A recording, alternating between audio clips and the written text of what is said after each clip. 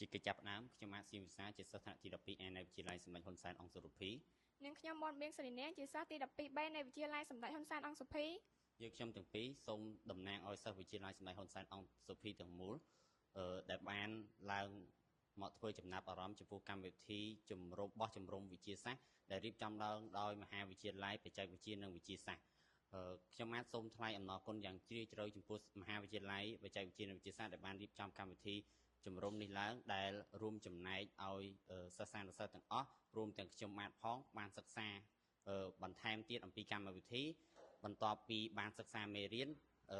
រួចរាល់ដែលការពិសោធន៍ទាំងអស់នោះរួមមាន1អត្រាកម្មអាស៊ីតបាស2ការសង្កេតស្តូម៉ារុក្ខជាតិដោយមីក្រូទស្សន៍3ការរៀបចំសូលូសង់អំបិល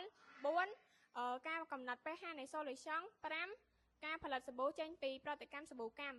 រាល់ការពិសោធន៍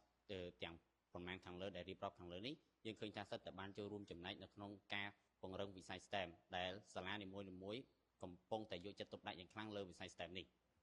ជាចុងក្រោយនាងខ្ញុំសូមអរគុណដល់លោកគ្រូអ្នកគ្រូនិងសិស្សច្បងទាំងអស់ដែលបានចំណាយពេលវេលាដ៏មានតម្លៃដើម្បីខិតខំមកបង្រៀននិងផ្ដល់ចំណេះដឹងដល់សិស្សានុសិស្សនៃវិទ្យាល័យរបស់ខ្ញុំហើយក៏សូមជូនពរឲ្យលោកគ្រូអ្នកគ្រូនិងសិស្សច្បងជួបប្រទះតែពុទ្ធពរ4ប្រការគឺអាយុវណ្ណៈសុខៈពលៈកំបីគ្លៀងគ្លាតឡើយ